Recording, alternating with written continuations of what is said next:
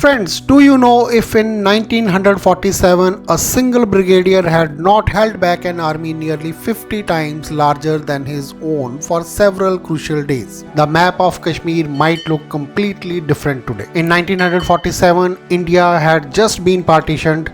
Jammu and Kashmir was a princely state that had not yet acceded to either India or Pakistan. Then suddenly on 22nd of October 1947, thousands of tribal fighters invaded Kashmir. Their objective was very clear: to capture Srinagar as quickly as possible. Friends, if the enemy had reached Srinagar within 2 to 3 days, Kashmir might not have survived under any circumstances. Thousands of attackers were advancing rapidly. Several towns and villages were attacked along the way, and the situation was deteriorating fast. Srinagar was only a short distance away, and every passing moment was deciding the fate of Kashmir. At that time, Jammu and Kashmir had its own small state army, and its chief of staff was a courageous officer. But the big question was, could a handful of soldiers really stop thousands of invaders? When the crisis was at its peak, this brigadier received a direct order from then Maharaja of Kashmir, Maharaja Hari Singh. The enemy must be stopped at all costs, no matter what happens. But the brigadier had only about 100 to 150 soldiers, while facing an invading force numbering in thousands. Even so, this fearless officer did not retreat. Instead of falling back, he made a dangerous and bold decision: to stand directly in the enemy's path.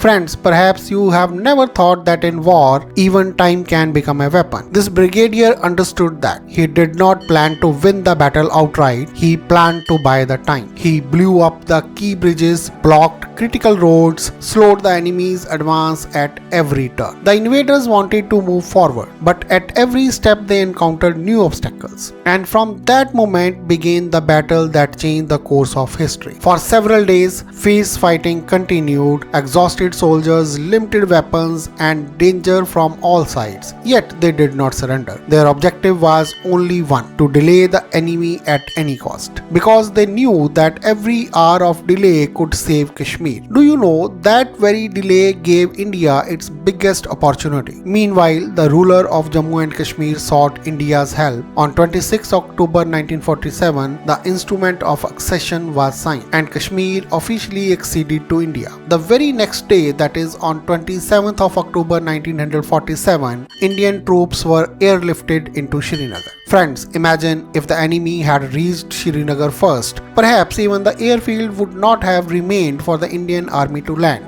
But what was the cost of this bravery? Fighting continuously and leading from the front, the brigadier stood firm until the very end. Eventually, he made the ultimate sacrifice, but by then he had completed his mission. The enemy had been halted and Kashmir had been saved.